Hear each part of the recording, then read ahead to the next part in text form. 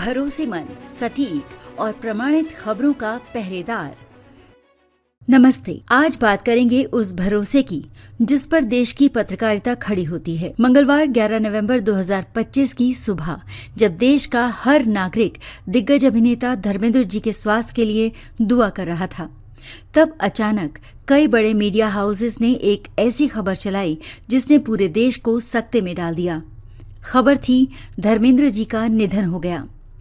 मिनटों के भीतर यह खबर जंगल की आग की तरह फैल गई और इसकी वजह से उनकी पत्नी हेमा मालिनी, बेटी ईशा देओल और बेटे सनी देओल को गुस्से और अपमान में आकर खुद इस खबर का खंडन करना पड़ा। ये सिर्फ एक फेक न्यूज नहीं थी, ये भारतीय मीडिया के माथे पर लगा वो धब्बा है जो उसकी छवि और विश्वसनीयता को गहरे संकट में डालता है।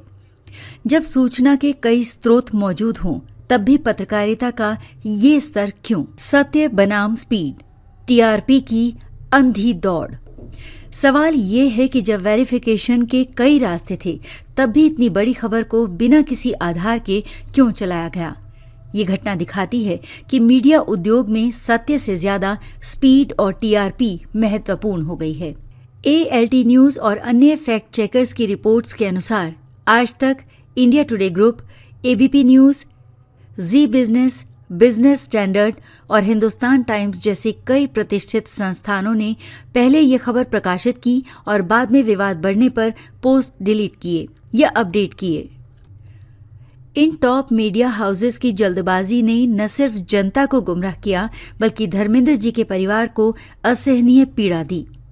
शत्रुघ्न सिन्हा जैसे उनके करीबी दोस्तों ने भी इन फर्जी रिपोर्ट्स पर जमकर भड़ास निकाली, ये जताते हुए कि भरोसेमंद पोर्टल से ऐसी खबरें आना कितना दुर्भाग्यपूर्ण है। परिवार का गुस्सा।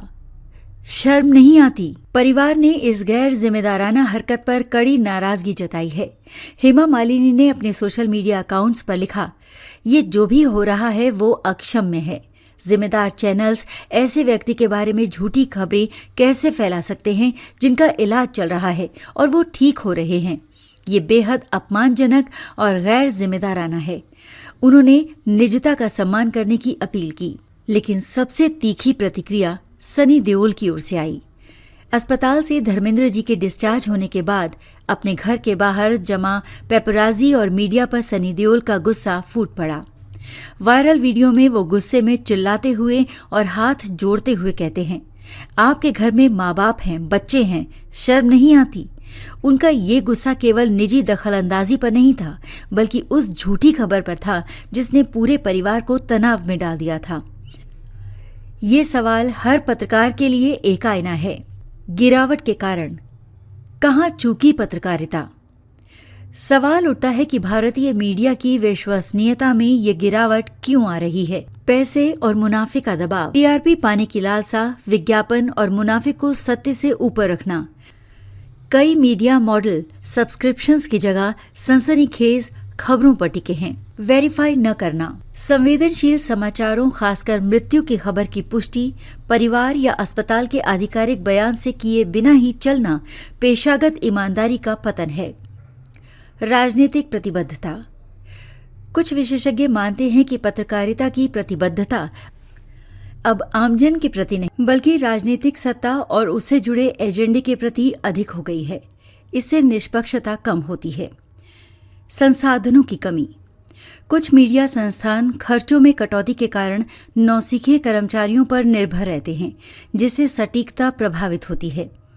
ये सब मिलकर भारतीय मीडिया को विश्व प्रेस स्वतंत्रता सूचकांक में 151वें नंबर के आसपास ला खड़ा करता है। निष्कर्ष और आगे की राह।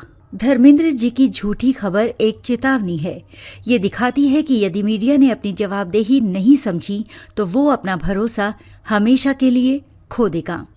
धर्मेंद्र जी फिलहाल मुंबई के ब्रीच कैंडी अस्पताल से डिस्चार्ज होकर घर लौट आए हैं और उनकी हालत स्थिर है।